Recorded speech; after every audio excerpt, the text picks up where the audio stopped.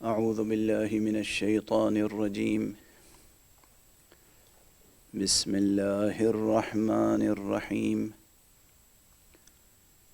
الحمد لله رب العالمين، والصلاة والسلام على أشرف الخلائق أجمعين، سيدنا وسيد الأولين والآخرين، حبيبنا وحبيب إله العالمين، إمام المرسلين وخاتم النبيين، أبي القاسم المصطفى محمد. اللهم صل على محمد وآل محمد وعلى أهل بيته الطيبين الطاهرين الهداة المهديين المعصومين المظلومين، واللعنة الدائمة على أعداء الحق والدين. أما بعد، فقد قال الله تعالى عز اسمه في محكم كتابه ومتقن خطابه: بسم الله الرحمن الرحيم. لو أنزلنا هذا القرآن على جبل لرأيته خاشعا متصدعا من خشية الله، وتلك الأمثال نضربها للناس لعلهم يتفكرون. صدق الله العلي العظيم. اللهم صل على محمد وآل محمد. ایک اور بلند تر صلوات پڑھ دیں. اللهم صل على محمد وآل محمد.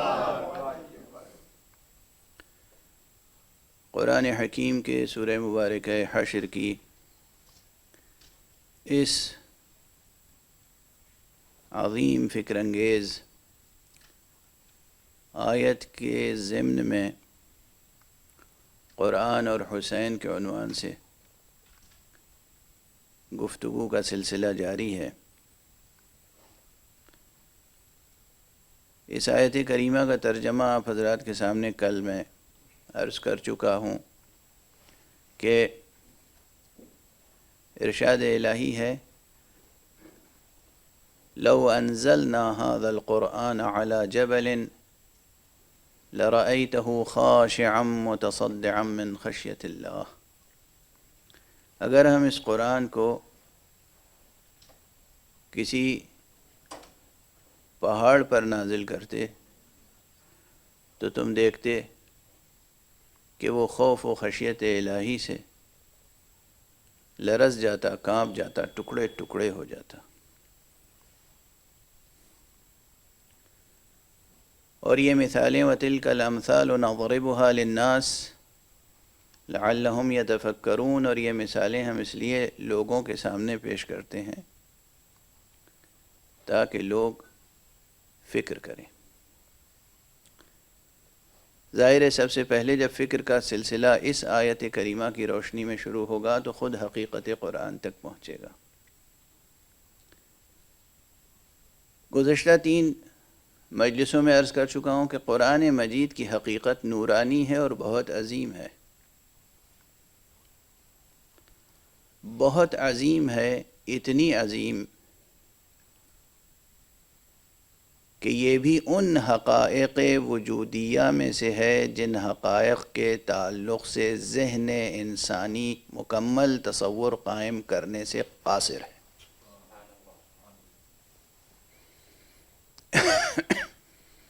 ذہن انسانی بہت وسعت رکھتا ہے، اس میں کوئی شک نہیں. ذہن انسانی بہت گہرائی اور گہرائی رکھتا ہے، اس میں کوئی شک نہیں. انسان کی قوت متخیلہ بہت وسیع ہے، یعنی دامن خیال بہت وسیع ہے، اور یہ خود قوت متخیلہ، خیال کی قوت و صلاحیت اللہ سبحانہ و تعالیٰ نے عطا فرمائی ہے. پھر اس سے اوپر اٹھ کر قوت عاقلہ ہے، وہ بھی بہت وسیع ہے، بہت عظیم ہے قوت عاقلہ انسانی. ذہن انسانی جو اس قوت عاقلہ کی آماجگاہ ہے، جولاں گاہ ہے،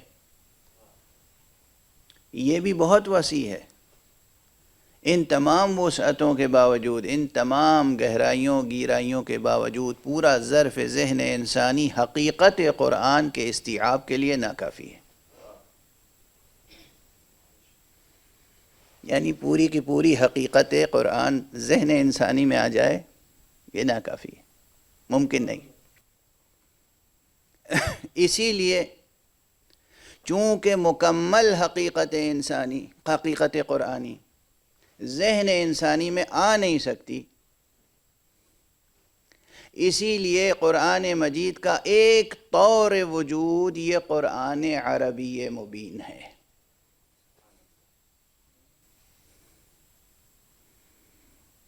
بحث اتنی آسان بھی نہیں ہے جتنی آسان کچھ حضرات سمجھ رہے ہیں، بحث مشکل ہے، کلامی بحث بھی ہے، یہ علم کلام سے تعلق رکھتی ہے، اور یعنی علم عقائد سے، اور حکمی بحث بھی ہے، یعنی حکمت سے تعلق رکھتی ہے، علم حکمت سے، فلسفیانہ بحث ہے۔ ولا بد من، کوئی چارہ نہیں ہے کہ انسان فلسفیانہ اپروچ نہ اختیار کرے۔ بعض حضرات فلسفہ بیزار واقع ہوئے ہیں، حتیٰ کہ علماء کے درمیان بھی حوزہ علمیہ میں ایک مکتب تفکیک ہے، اصلا فلسفے کا قائل نہیں ہے، فلسفی کی باتوں پر کان دھرنے کے لیے تیار نہیں۔ لیکن جب آپ لفظ وجود استعمال کرتے ہیں تو وہیں سے بات فلسفے سے جڑ جاتی ہے۔ وجود کو کون پہچانے گا؟ وجود کو کون پہچانوائے گا؟ وجود کو کون ڈیفائن کرے گا؟ اگر وجود ڈیفائن کرنے کے قابل نہیں ہے تو یہ بات بھی کون سمجھائے گا کہ یہ ڈیفائن کرنے کے قابل نہیں ہے؟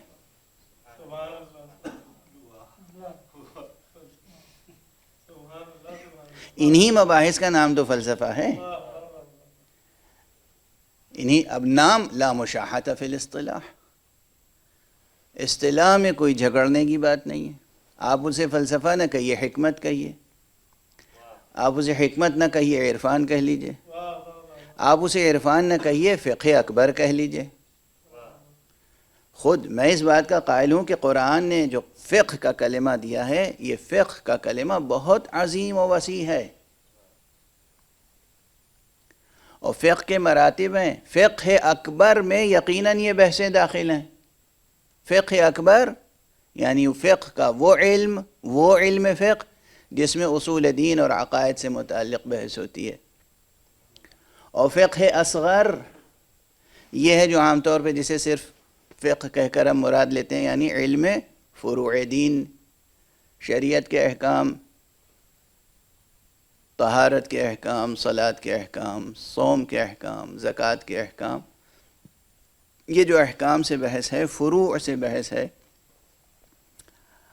اذان کیا ہے، فصول اذان کتنے ہیں، اقامت کیا ہے، نماز کی کئی رکعتیں ہیں، رکوع میں جائیں تو سبحان ربی العظیم و بحمدہ کتنی بار کہیں، ہے نا، تشہد میں کیا پڑھیں، سلام میں کیا پڑھیں، کتنے سلام واجب ہیں، کتنے مستحب ہیں، قرآن نماز میں دعا مانگنے کی اجازت کتنی ہے، کتنی نہیں ہے، کہاں کن الفاظ میں دعا کر سکتے ہیں۔ یہ جو فروع دین کی بحثیں ہیں، یہ ہیں شریعت سے متعلق بحثیں جسے فقہ میں ڈسکس کرتے ہیں، اور یہ ہے فقہ اصغر۔ ورنہ فقہ اکبر اس میں یہ بحثیں آئیں گی۔ تو قرآن مجید کی اصل حقیقت، یعنی وہ حقیقت جس کے متعلق اس آیت میں اشارہ ہے کہ اگر ہم قرآن پہاڑ پر نازل کر دیتے، کل میں عرض کر چکا ہوں کہ پہاڑ سے مراد یہاں واقعاً پہاڑ نہیں ہے، پہاڑ موضوعیت نہیں رکھتا، کائنات کی سنگین ترین چیز، وزین ترین چیز، سخت ترین چیز، مادی لحاظ سے مضبوط ترین چیز، اس کو بھی ذہن میں لے آؤ، قرآن اگر اس پر نازل کیا جاتا تو وہ ٹکڑے ٹکڑے ہو جاتا، بلکہ پگھل جاتا خوف و خشیت الہی سے۔ یہ ہے عظمت قرآن، یہ ہے حقیقت قرآن۔ اور جہاں یہ دو باتیں سمجھ میں آئی کہ عظمت یہ ہے، جلال یہ ہے کہ وہ شے ٹکڑے ٹکڑے ہو جاتی، پگھل جاتی، اور حقیقت یہ ہے کہ ذہن انسانی قابل استیعاب نہیں ہے، ذہن انسانی کن ہے، حقیقت قرآن کو سمجھنے سے قاصر ہے۔ یہ دو باتیں اگر سمجھ میں آ جائیں تو اس قلب کی عظمت سمجھ میں آئے گی جس قلب پر یہ قرآن نازل ہوا ہے۔ محمد وآل محمد صلوات۔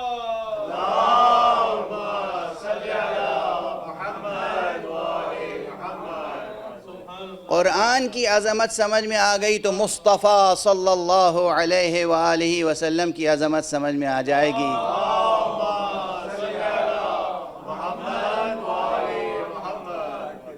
یہ عظمت مصطفیٰ۔ اور بس یہیں پر ایک جملہ عرض کر دوں، اب یہ بدیہی نتیجہ ہے، اسے بدیہی کہتے ہیں، کچھ اور نہیں کہتے۔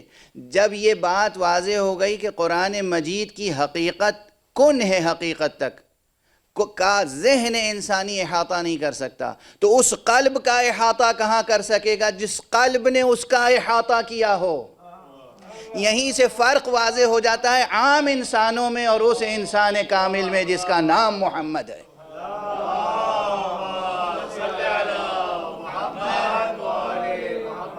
صلی اللہ علیہ وآلہ وسلم۔ سب مل کر ایک اور بلند صلوات پڑھتے ہیں محمد۔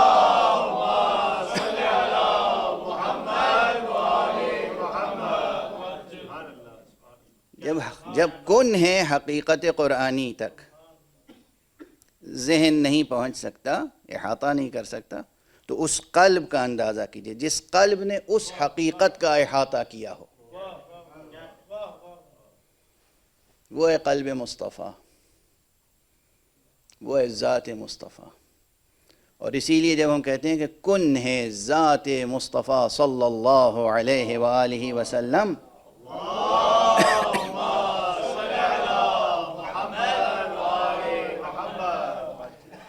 تک عام ذہن بشری نہیں پہنچ سکتا، تو یہ کوئی غلو نہیں ہے، یہ کوئی مبالغہ نہیں ہے۔ ذات گرامی مصطفیٰ بہت بلند ہے، بہت بلند ہے ذات گرامی مصطفیٰ۔ اور جب بات یہاں تک آ گئی تو پھر یہ کہنے میں مجھے تأمل نہیں ہے کہ وہ تمام شخصیتیں جن کو مصطفیٰ سے منیت کی نسبت حاصل ہے، جن کے بارے میں مصطفیٰ نے فرمایا کہ انہو منی وانا منہ، وہ مجھ سے ہے اور میں اس سے ہوں، جس میں سب سے پہلے ذات گرامی امیر المؤمنین علی ابن ابی طالب علیہ السلام۔ آپ کی اس صلوات سے فرشتے راضی ہو جائیں، میں تو نہیں راضی ہوں گا۔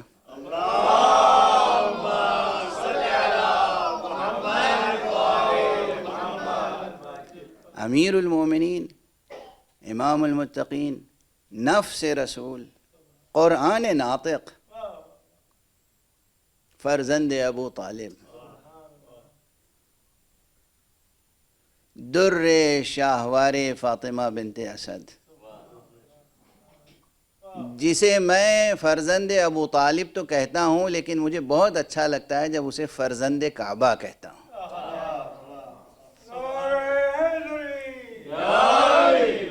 وہ فرزند کعبہ، وہ ابو تراب،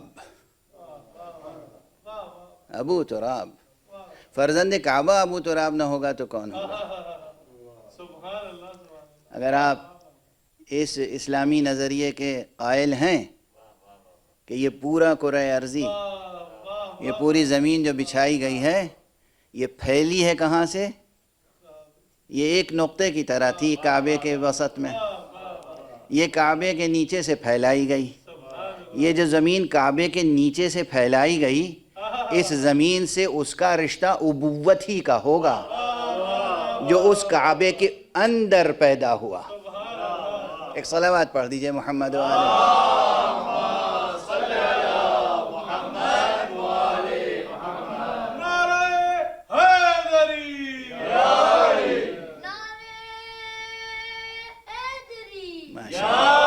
ماشاء اللہ، جزاک اللہ۔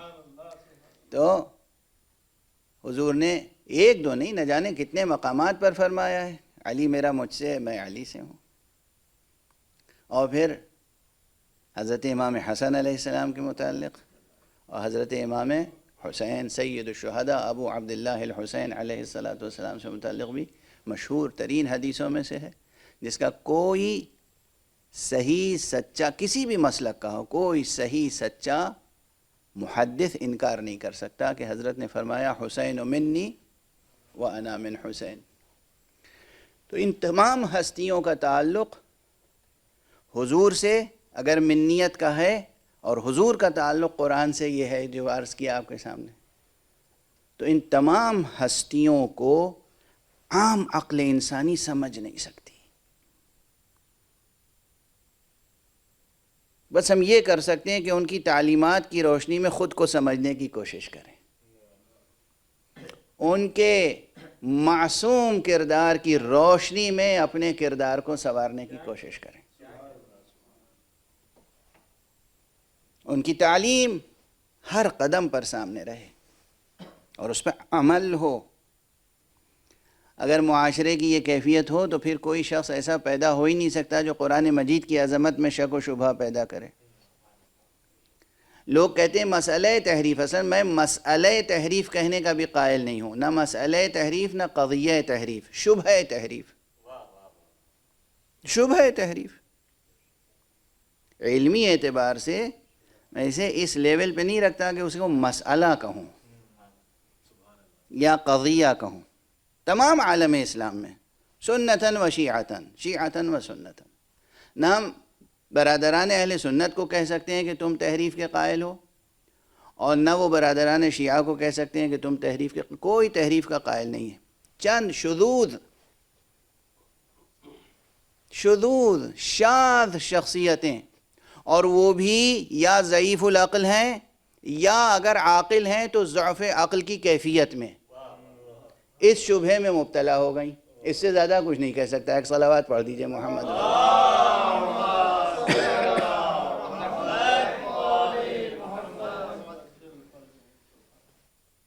ممکن نہیں وہ حقیقت جو بطور اعجاز الہی، اور وہ بھی ایسا معجزہ جو قیامت تک باقی رہنے والا معجزہ ہو، اس میں کوئی آ کر تحریف کر سکے.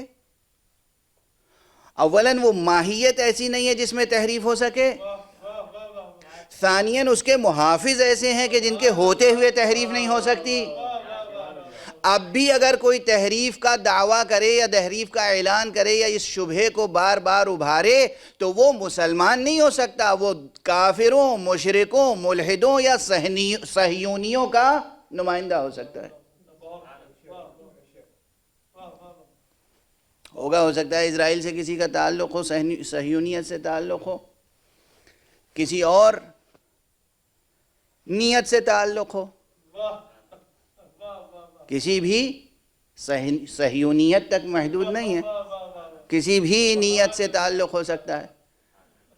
مگر قرآن مجید میں تحریف کا قائل ہونے کے بعد کوئی کچھ رہ سکتا ہے، مسلمان نہیں رہ سکتا. ایک صلوات پڑھ دیجئے محمد.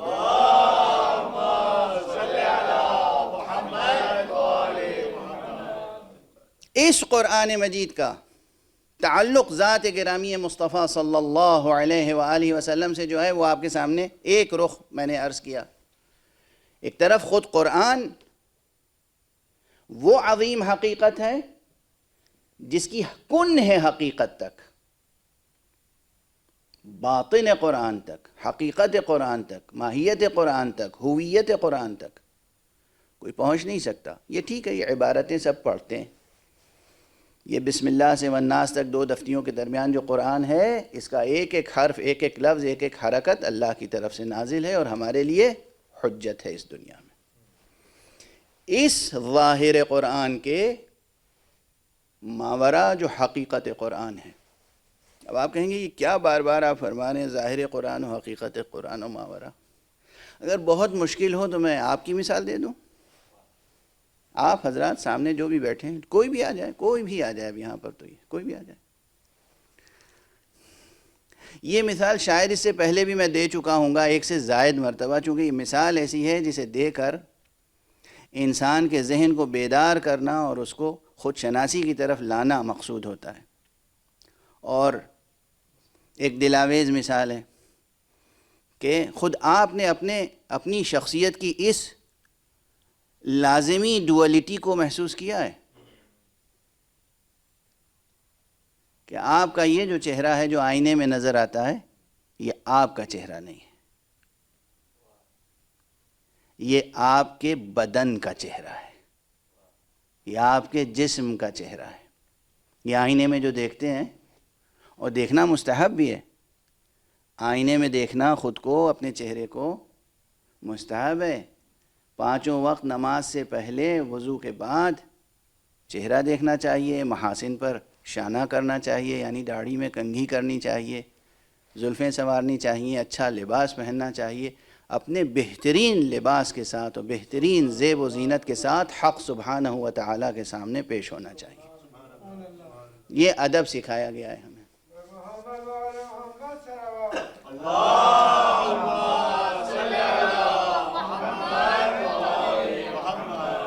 طہارت اور نظافت اور نفاست جوہر اسلام ہے۔ صاف رہنا، پاک رہنا اور دلاویز بن کے رہنا، سجی سنوری ہوئی شخصیت کے ساتھ رہنا دنیا میں، یہ اسلام یہ چاہتا ہے آپ سے۔ اسلام کو کثافت سے بیر ہے، گندگی، ریجز، نجاست، کثافت، گندگی، میل، بوئے بد، انسان کے وجود سے خوشبو آنی چاہیے۔ اور اگر انسان اپنی انسانیت پر باقی رہے تو یوں ہی بغیر عطر کے اس کے پسینے سے بھی خوشبو آتی ہے۔ یقین رکھیے اگر انسان اپنی انسانیت پر قائم رہے، انسان اگر اسے لکھ لیجئے گا، کہاں لکھیے گا؟ کاغذ پر، ڈائری میں، پتھر پہ؟ نہ کاغذ کی ڈائری میں لکھیے گا، نہ پتھر کی تختی پر، لوح قلب پہ لکھ لیجئے گا، اسے مصحف دل میں لکھ لیجئے گا، دیوان ذہن میں لکھ لیجئے گا، بیاض جاں میں لکھ لیجئے گا، وہاں لکھ لیجئے گا کہ اگر انسان اپنی انسانیت پر باقی رہے تو اس کے پسینے سے عطر سے زیادہ خوشبو آئے گی۔ یہ کوئی شاعری نہیں کر رہا ہوں میں، یہ خود ایک پیغام ہے۔ تو بہرحال یہ جو آپ اپنا چہرہ آئینے میں دیکھتے ہیں یہ مستحب ہے، اچھی بات ہے، مگر اس میں واقعاً آپ کا یہ جسم کا چہرہ نظر آتا ہے، بدن کا چہرہ نظر آتا ہے، مادی چہرہ نظر آتا ہے، آپ کا چہرہ۔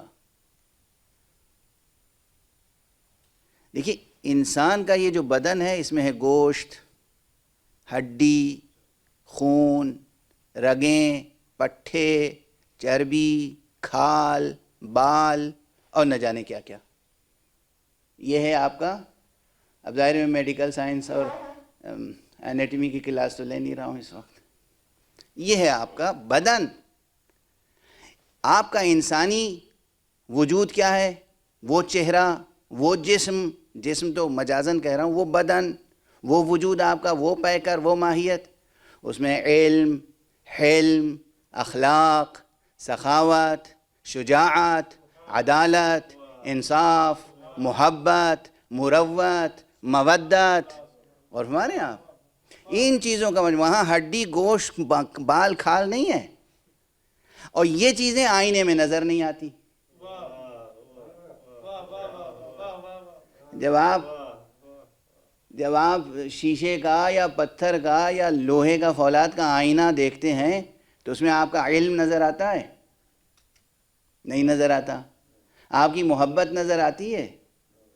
عموماً نہیں نظر آتی ہے نا۔ آپ کی سخاوت اس میں نظر آتی ہے؟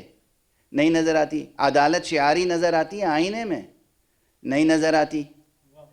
یہ سب چیزیں نہیں نظر آتی نا. محبت، مروت، اخلاق آئینے میں نظر آتا ہے؟ نہیں. اس کے لیے دوسرے آئینے ہیں جہاں نظر آتا ہے. شاید 1 برس پہلے میں عرض کر چکا ہوں لیکن یاد دہانی ہو جائے. آپ کا علم کس آئینے میں نظر آئے گا؟ 2 آئینے ہیں اس کے لیے. یا آپ کے استاد کے دل کا آئینہ یا آپ کے شاگردوں کے دل کا آئینہ. وہاں آپ کا علم نظر آئے گا. آئینے میں نہیں نظر آئے گا کہ آپ کا علم کتنا ہے.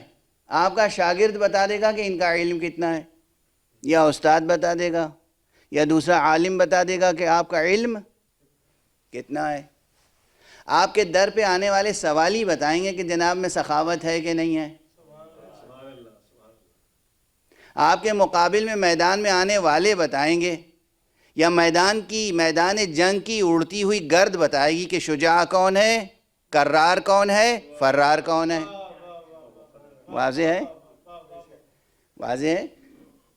تو عزیزان گرامی، انسان اگر اپنی انسانیت پر قائم رہے تو یہ بہت بڑی عظمت ہے. بات آگے بڑھ گئی. میں تو کنہ ذات کی بات کہہ رہا تھا کہ آپ کا ایک ظاہر ہے اور ایک باطن.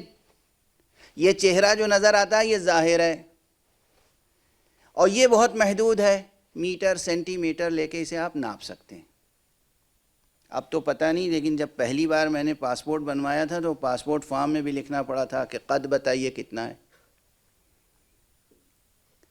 کتنے سینٹی میٹر آپ کا قد ہے، کتنا انچ آپ کا قد ہے، یا کتنا فٹ آپ کا قد ہے. واضح ہے؟ اور آپ کا ظاہری بدن ناپا بھی جا سکتا ہے، تولا بھی جا سکتا ہے. اس محدود بدن میں ساتھ دے دیجیے گا، توجہ رکھیے گا. پہلے نتیجہ کچھ اور عرض کیا تھا، اب کچھ اور عرض کر رہا ہوں تاکہ میرے موضوع سے جڑی رہے بات. آپ کے جسم کا حدود اربع بالکل ایگزیکٹ صحیح آج کی سائنس اتنی ترقی کر چکی ہے کہ یہ ناپ کے تول کے بتا سکتی ہے، اور وہ یقیناً بہت چھوٹا سا محدود حصہ وجود مادی ہے جو سامنے آئے گا. لیکن اس چھوٹے سے محدود وجود مادی کے اندر کتنا گہرا علم ہے، کتنا گہرا اخلاق ہے، کتنا عظیم اخلاق ہے آپ کے اندر، کتنا وسیع و عریض حافظہ ہے آپ کا، کیسی عظیم قوت متخیلہ ہے آپ کی، کتنی بے پناہ کریٹیوٹی ہے آپ کے اندر، کتنی بے پناہ دریا دلی ہے آپ کے اندر، سمندروں کی طرح آپ کے اندر رحم ہے، کرم ہے، شجاعت ہے. یہ تمام چیزیں قابل قیاس نہیں ہے کہ اتنے چھوٹے سے مادی وجود میں اتنی عظیم کائنات چھپی ہوئی ہے جو کسی بھی اعتبار سے پیمائش جس کی نہیں کی جا سکتی، جسے میجر نہیں کیا جا سکتا، جسے ویٹ نہیں کیا جا سکتا. جب ہمارے اور آپ کے ظاہری اور باطنی وجود میں یہ رشتہ ہے تو پھر قرآن مجید کے الفاظ گنے جا سکتے ہیں، آیتیں گنی جا سکتی ہیں، حروف گنے جا سکتے ہیں، زیر زبر گنے جا سکتے ہیں، مگر اس قرآن مجید کے اندر علم الہی کی کتنی گہرائی ہے کوئی نہیں حساب کر سکتا. محمد وآل محمد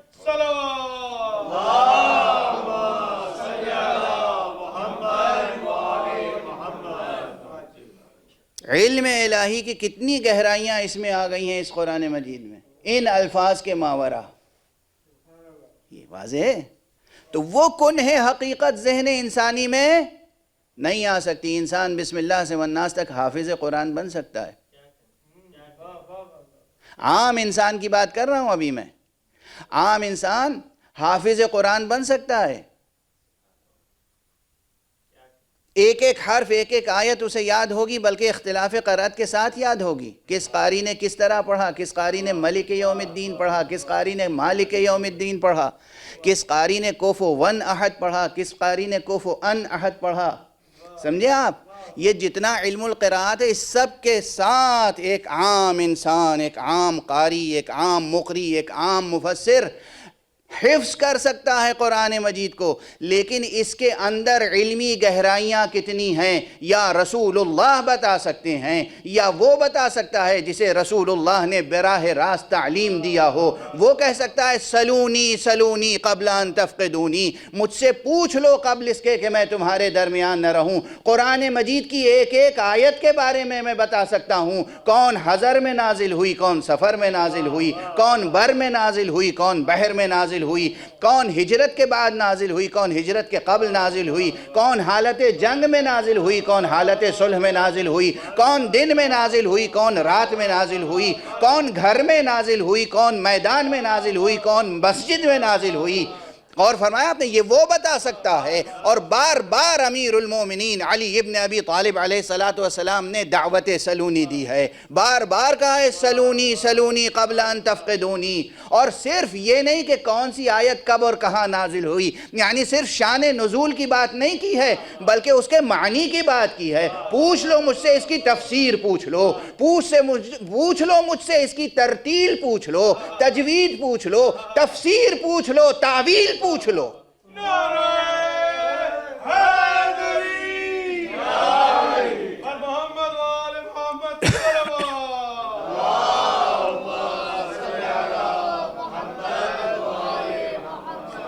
خدا کی قسم اگر نسخہ قرآن اور علم و علوم قرآن براہ راست علی سے لے لیا جاتا تو یہ شبہ تحریف پیدا ہی نہ ہوتا۔ ایک صلوات پڑھ دیجئے محمد و آل محمد۔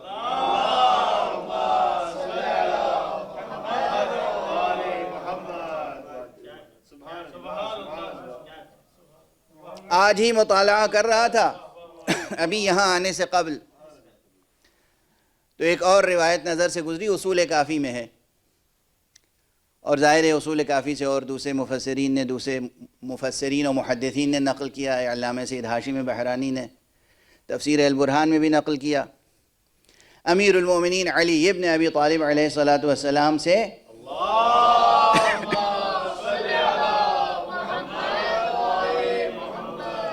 یہ روایت ہے، اور جہاں تک اس حقیر نے تحقیق کی، اس کی سند کی، تو بہرحال اس فقیر کے نزدیک تو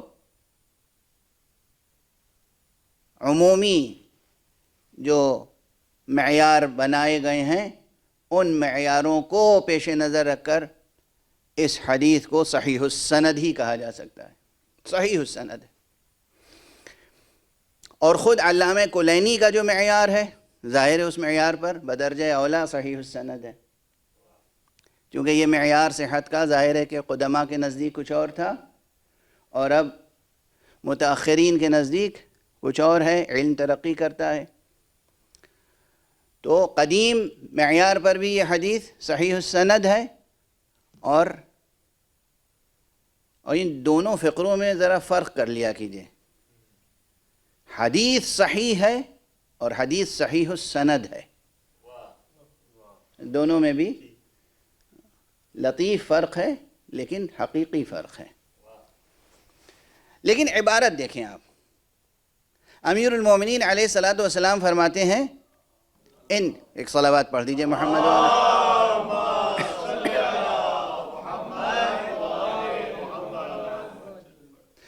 ان اللہ تبارک و تعالی طہرنا وعصمنا وجعلنا شهداء على خلقه وحجته في أرضه وجعلنا مع القرآن وجعل القرآن معنا لا نفارقه ولا يفارقنا۔ اللہ اکبر۔ اللہ تبارک و تعالی نے ہمیں طہرنا، پاک و پاکیزہ بنایا، اور خود قرآن اس کی دلیل ہے، آیت تطہیر موجود ہے، انما یرید اللہ لیذھب عنکم الرجس اہل البیت ویطہرکم تطہیرا۔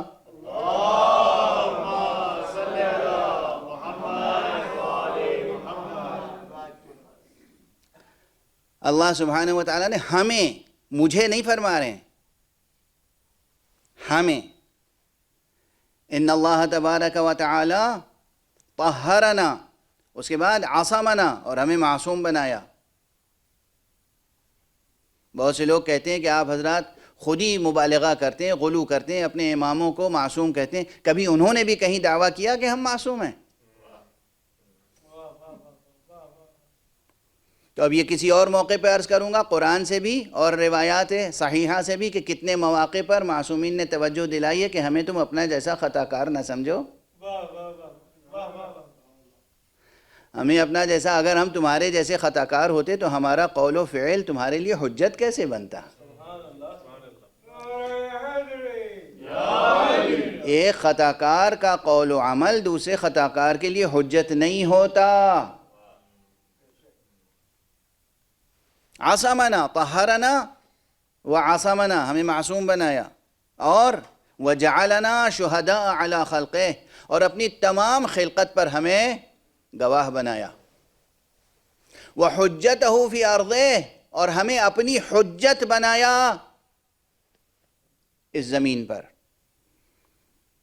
اور کیا کیا؟ وجعل القرآن معنا، قرآن کو ہمارے ساتھ قرار دیا. اور ہمیں قرآن کے ساتھ قرار دیا. جعلنا مع القرآن وجعل القرآن معنا لا يفارقنا ولا نفارقه. نہ ہم کبھی قرآن سے جدا ہو سکتے ہیں، نہ قرآن ہم سے کبھی جدا ہو سکتا ہے. توجہ فرما رہے ہیں آپ؟ رسول اللہ صلی اللہ علیہ وآلہ وسلم نے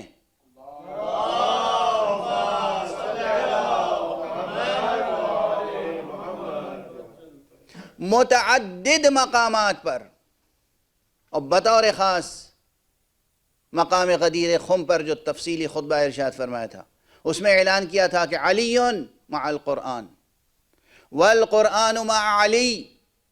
علی قرآن کے ساتھ ہیں اور قرآن علی کے ساتھ ہے. یہاں وہی علی جن کو رسول اللہ نے فرمایا کہ یہ قرآن کے ساتھ ہیں اور قرآن ان کے ساتھ ہے، وہ فرما رہے ہیں ہم قرآن کے ساتھ ہیں اور قرآن ہمارے ساتھ ہے. یہاں صرف ایک واحد متکلم کا صیغے میں گفتگو نہیں فرمائی. اس کے معنی یہ ہے کہ اسی حدیث علوی سے ثابت ہو گیا کہ قرآن اور حسین کا رشتہ بھی ویسا ہی ہے جیسے قرآن اور علی کا رشتہ ہے. قرآن اور حسن کا رشتہ بھی ویسے ہی ہے جیسے قرآن اور علی کا رشتہ ہے. اور قرآن اور علی کا رشتہ ویسا ہی ہے معنوی لحاظ سے جیسے مصطفیٰ اور قرآن کا رشتہ ہے، صرف اس فرق کے ساتھ کہ مصطفیٰ نبی ہیں اور ان کے بعد کوئی نبی ہونے والا نہیں ہے. صلوات پڑھ دے محمد والے.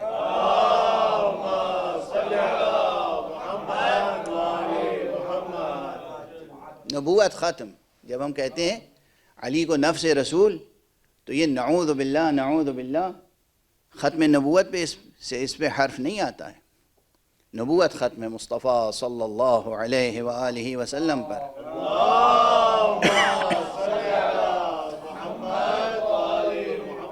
وہ خاتم النبیین بھی ہیں، خاتم النبیین بھی ہیں، وہ سید المرسلین بھی ہیں اور اشرف المرسلین بھی ہیں. وہ صاحب معراج پیغمبر، اس پر نبوت ختم ہو گئی. اور یہ جملہ ظاہر میرا ہی ہے تو میں جتنی بار دہراؤں کسی کو اعتراض کا کیا حق ہو سکتا ہے. اور یہ جملہ اس لیے دہراتا ہوں تاکہ آپ حضرات کو اس فقیر کی زبانی یاد رہے کہ جب بھی کہیں کوئی پوچھے، یوں تو فلسفیانہ اعتبار سے بڑی لمبی چوڑی بحثیں کی جاتی ہیں، اور بعض حضرات نقلی و سمعی حوالوں سے بحثیں کرتے ہیں، بعض حضرات صرف عقلی اور حکیمانہ انداز سے بحثیں کرتے ہیں کہ حضور صلی اللہ علیہ وآلہ وسلم پہ نبوت ختم کیوں ہو گئی. ختم نبوت، فلسفہ ختم نبوت، یعنی بعض حضرات تو سوال کرتے ہیں ختم کیوں ہو گئی، اور بعض حضرات بیان کرتے ہیں کہ ختم کیوں ہو گئی. اپنی طرف سے توجیہیں کرتے ہیں کہ اس وجہ سے ختم ہو گئی نبوت اور اس وجہ سے ختم ہو گیا سلسلہ نبوت. سلسلہ نبوت اس لیے مصطفیٰ صلی اللہ علیہ وآلہ وسلم پہ ختم ہوا کہ اصلاً حقیقت نبوت منحصر ہے ذات مصطفیٰ میں. جو حقیقت جس دائرے میں منحصر ہوتی ہے وہیں سے شروع ہوتی ہے، وہیں پر ختم ہوتی ہے۔ اسی لیے اول النبیین بھی محمد ہیں اور آخر النبیین بھی محمد۔ محمد اس وقت بھی نبی تھے جب آدم آب و گل کے درمیان تھے، اور محمد خاتم النبیین کی حیثیت سے عیسیٰ کے بعد آنے والے آخری نبی ہیں۔ ایک صلوات پڑھ دیں محمد و آل محمد۔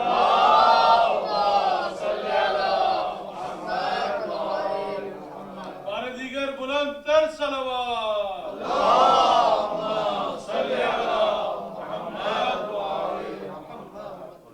یہ سب حقیقتیں ایک دوسرے سے ملی ہوئی ہیں۔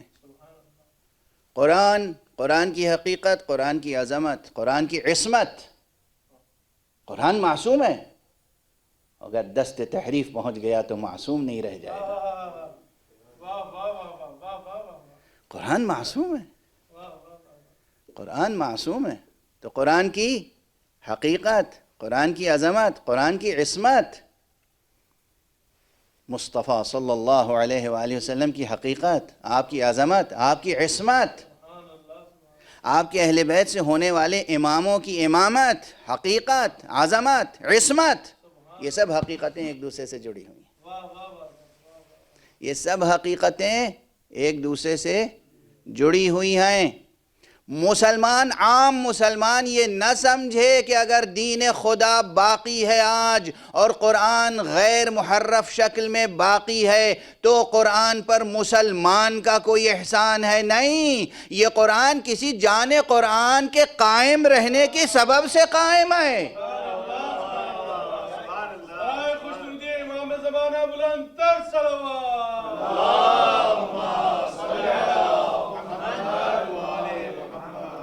ایک جان رسول، ایک نفس رسول، ایک امام اہل بیت رسول سے، ایک حامی قرآن، ایک حامل قرآن، ایک مفسر قرآن، ایک مؤول قرآن، ایک حقیقت قرآن، ایک قرآن ناطق آج بھی موجود ہے پردہ غیب میں، ویسے ہی جیسے خود معنی قرآن الفاظ کے پردے میں ہے۔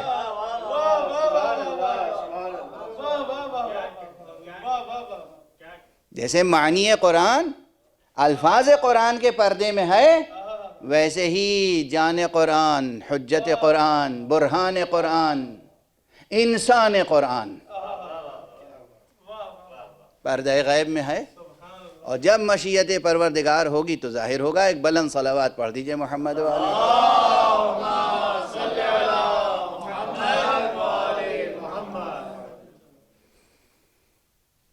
اور ان میں سے ہر ایک کی یہی شان ہے جو ہمارے سرکار سید الشہداء ابو عبداللہ الحسین علیہ السلام کی شان ہے۔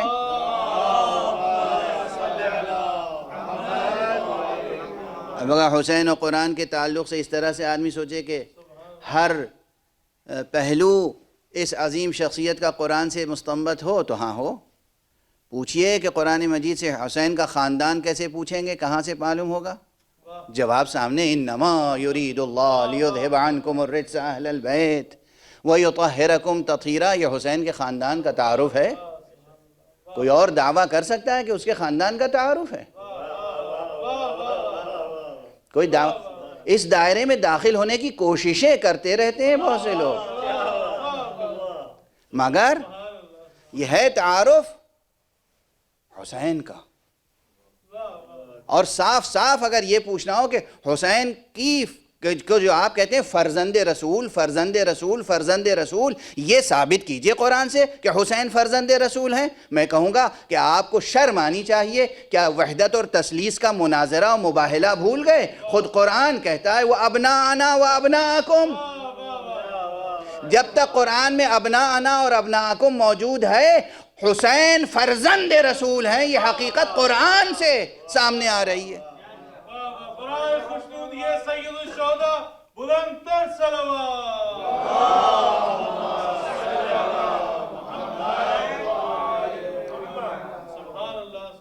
مسالک سے اوپر اٹھ کر دوسرے مسلک کے لوگوں کو دیکھ لیجئے کس نے کیا لکھا ہے۔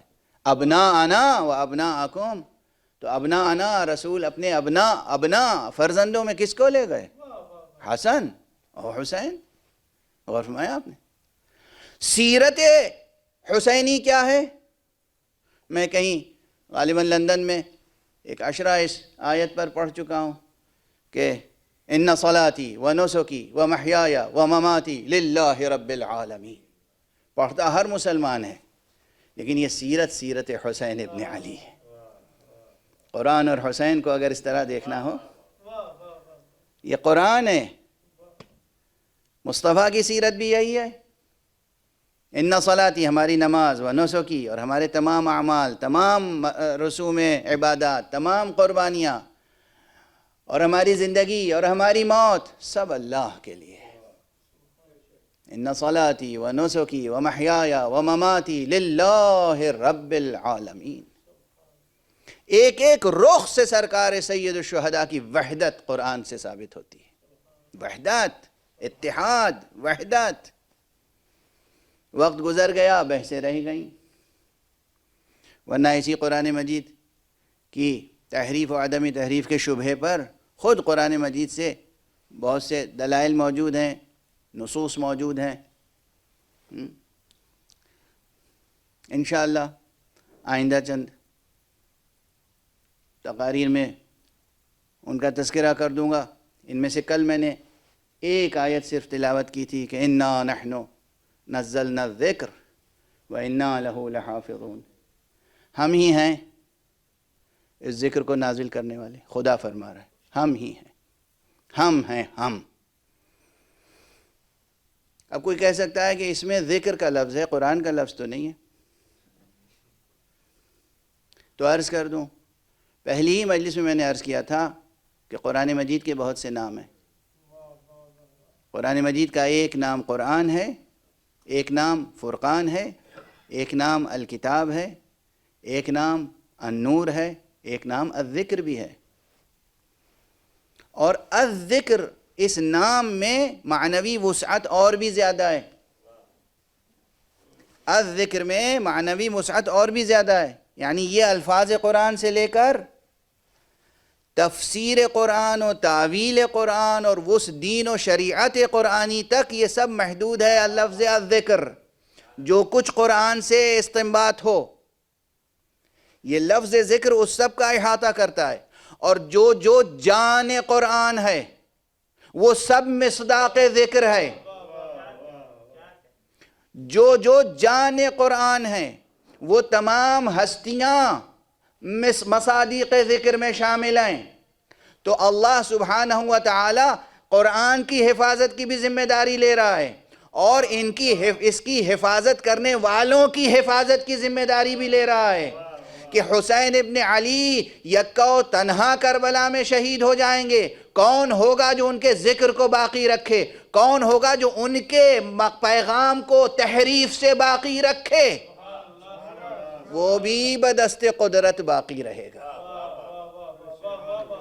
وہ بھی بدست قدرت باقی رہے گا۔ کون تھا کربلا میں؟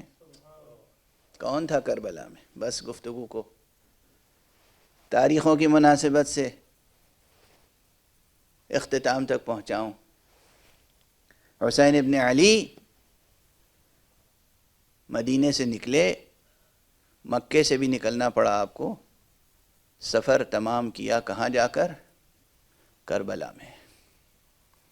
کربلا میں 2 محرم کو آقا حسین کا قافلہ پہنچا، کاروان شہادت پہنچا۔ اور کتنے افراد تھے؟ دشمنوں کی تعداد کتنی تھی؟ اب یہ سب وضاحت کرنے کی ضرورت تو نہیں ہے نا۔ جو میں نے کہا وہ جملہ دلیل و برہان اپنے ساتھ رکھتا ہے، واضحات میں سے ہے۔ کتنے افراد تھے؟ سب شہید ہو گئے، لیکن آقا حسین کا تذکرہ آج بھی دنیا میں زندہ ہے، اور اپنی سچائی کے ساتھ زندہ ہے، اپنی سچائی کے ساتھ باقی ہے۔ بس اب چند واقعات کی طرف اس طرح اشارہ کر دوں کہ آپ کا جذبہ عزا آسودہ ہو جائے۔ آقا حسین نے جب عرض کربلا پہ پہنچے ہیں تو ہمارے بعض روات نے بھی، بعض ارباب مقاتل نے بھی، اور بطور خاص مرثیہ لکھنے والوں نے اس مضمون کو بہت پرشکوہ انداز سے ادا کیا ہے کہ چلتے چلتے گھوڑا رک گیا آقا کا.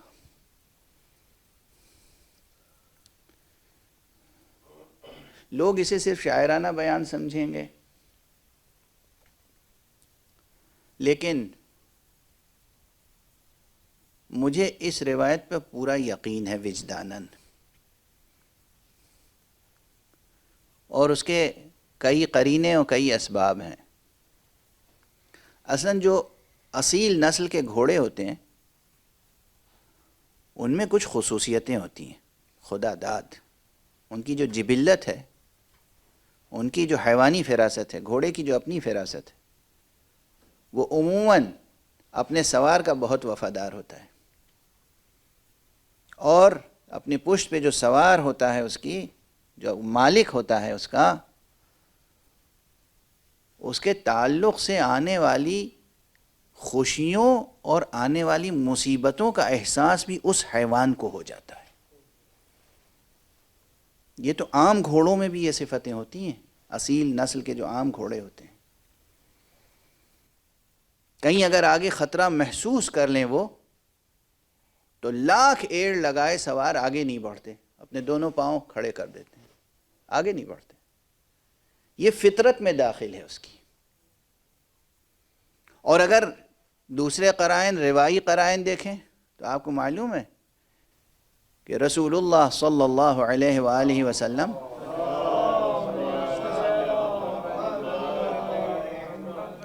جب مکے سے ہجرت کر کے مدینے تشریف لے گئے تھے تو آپ نے خود اپنے ناقے کو کہیں نہیں روکا تھا، کہیں نہیں بٹھایا تھا. لوگ چاہتے تھے کہ وہ ناقہ، ہر شخص چاہتا تھا، حضور کا چاہنے والا، کہ ناقے کو اپنے دروازے کے سامنے روک لے اور پھر اسی کو میزبانی کا شرف ملے. حضرت نے فرمایا کہ اسے چھوڑ دو، انہا مأمورہ، میرا یہ ناقہ جو ہے یہ مأمور ہے، یعنی اللہ کی طرف سے اسے بتا دیا گیا ہے کہاں جا کے بیٹھنا ہے. رسول اللہ بھی مکے سے مدینے ہجرت کر کے آئے تھے اللہ کی خاطر. حسین بھی مدینے سے کربلا ہجرت کر کے آئے تھے اللہ کی خاطر. مجھے یقین ہے کہ جس گھوڑے پر حسین تشریف فرما تھے اس پر بھی حق سبحانہ و تعالیٰ کی طرف سے وہ مأمور گھوڑا تھا. جب آقا کی قربان گاہ آ گئی تو بس ٹھہر گیا. کہتے ہیں 1 2 نہیں، 6 یا 7 گھوڑے آپ نے بدلے، مگر کوئی آگے نہ بڑھا. تو آپ نے پھر وہاں کے لوگوں کو بلا کر پوچھنا شروع کیا کون سی جگہ ہے یہ. کسی نے کہا شط فرات ہے، کسی نے کہا نینوا ہے، کسی نے کہا غاضریہ ہے. مختلف نام لوگ بتا رہے تھے، لیکن بالآخر ایک بوڑھا شخص آگے بڑھا جو پہچانتا تھا کہ یہ حسین ابن علی ہیں، بنی اسد سے اس کا تعلق تھا. اس نے کہا فرزند رسول حسین ابن علی ابو عبداللہ، اس زمین کو کربلا بھی کہتے ہیں. اجرکم علی اللہ، اجرکم علی اللہ، اجرکم علی اللہ. آج آپ اجازت دیجئے ایک ایسے شہید کی شہادت کی طرف اشارہ کر دوں اسی روایت کے ضمن میں کہ جس کا عموماً تذکرہ نہیں ہوتا. آپ کو معلوم ہے عرض کربلا کا ذکر زبان مبارک پیغمبر پہ بھی آیا ہے. عرض کربلا کا ذکر زبان مبارک امیر المومنین پر بھی آیا ہے. جب امیر المومنین کوفے سے جنگ صفین کے لیے جا رہے تھے تو جاتے جاتے آپ نے ایک مرتبہ گھوڑے کو روکا اور بے تابانہ گھوڑے سے زمین پر آئے. بے چینی ظاہر تھی، بے تابی ظاہر تھی، ایک اضطراب، ایک غم ظاہر تھا.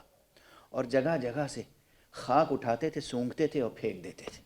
اور ایک جگہ کی خاک اٹھائی اور جب استشمام فرمایا تو کہا انا للہ و انا الیہ راجعون. یہی مقام ہے، یہی وہ جگہ ہے، یہی جہاں ہمارے بچے شہید ہوں گے، جہاں بنی ہاشم کا ایک گروہ ذبح کیا جائے گا. امام کا یہ انداز، یہ کلمات سن کر لوگ حیران تھے. بعض روایتیں مختلف ہیں. بعض روایتیں کہتی ہیں کہ آقا امام حسین بھی ساتھ تھے، امام حسن ساتھ تھے، اور اصحاب ابن عباس بہت سے افراد ساتھ تھے. وہاں ایک درخت تھا، آپ اس درخت کے قریب گئے، وہاں 2 رکعت نماز پڑھی، خوب دیر تک دعا کی، خوب گریہ کیا.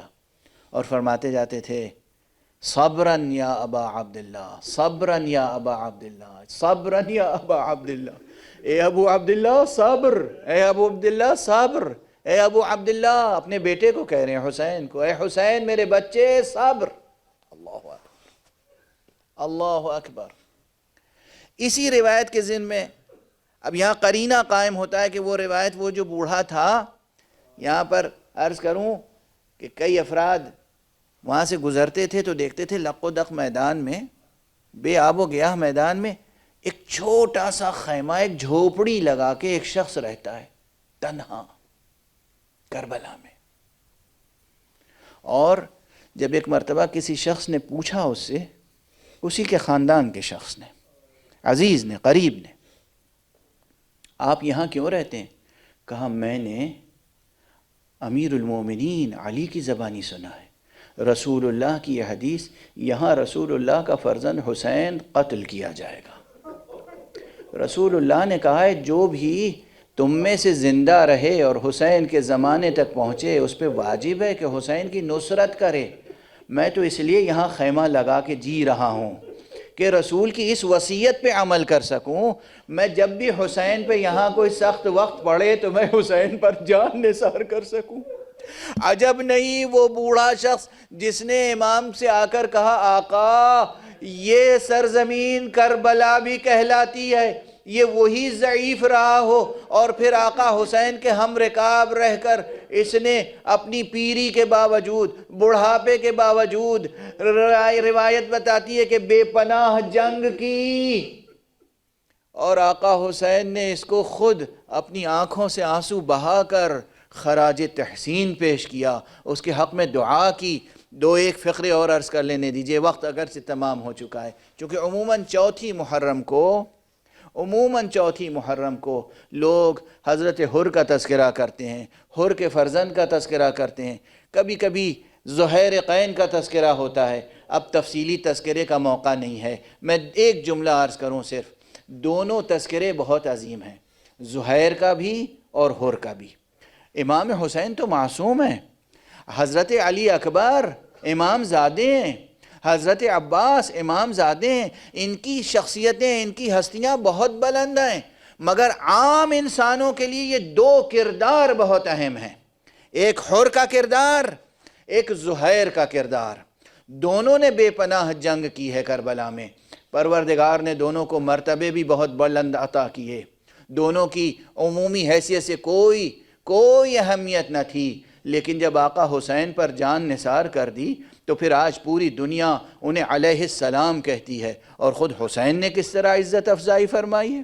خود حسین زہیر کے لاشے پر بھی آئے، حر کے لاشے پر بھی آئے، اور حر تو حر، روایت میں ہے کہ حر کا جوان بیٹا علی ابن حر جب وہ جان دے رہا تھا، ایڑیاں رگڑ رہا تھا، اس نے اپنے باپ کو پکارا، بابا میں اب آخری سلام کر رہا ہوں۔ تو روایت بتاتی ہے، راوی نقل کرتے ہیں، آقا حسین حر سے پہلے علی ابن حر کے لاشے پر پہنچ گئے۔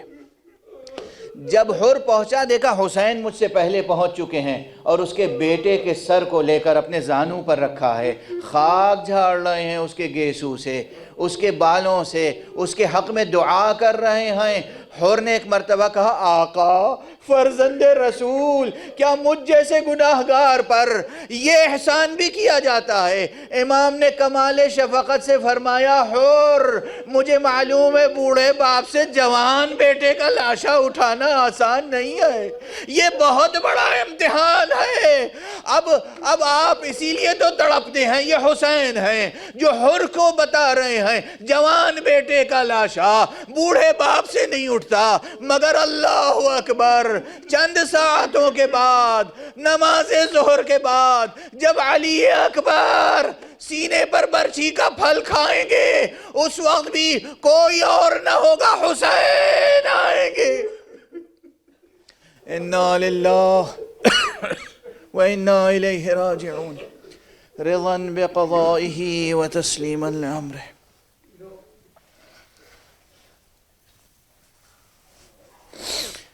انا للہ وَإِنَّا إِلَيْهِ رَاجِعُونَ۔ رضا بقضائه وتسلیما لامرہ۔ پروردگار ہمیں علوم قرآن اور معارف اہل بیت سے آشنا فرما۔ پروردگار ہمارے ذہن و قلب کو نور قرآن سے منور فرما، نور توحید و ولایت سے منور و مطہر فرما۔ پروردگار ہمارے ہاتھوں میں ہمیشہ دامان ختم نبوت رہے۔ پروردگار ہمارے سینوں میں ہمیشہ چراغ توحید روشن رہے۔ پروردگار ہمیشہ ہم صراط مستقیم ولایت پہ گامزن رہیں۔ پروردگار معبود ہمارے سروں پر علماء حق کا سایہ برقرار رہے۔ پروردگار مرجعیات دینیہ کی حفاظت فرما۔ پروردگار آقا حسین کے تمام ماتمیوں کی حفاظت فرما۔ پروردگار تمام عزاداروں کو سرفراز فرما۔ پروردگار معبود اپنے ولی آخر کو اذن ظہور عطا فرما اور ان کے ہاتھوں سے اپنی رحمت و رافت و عدل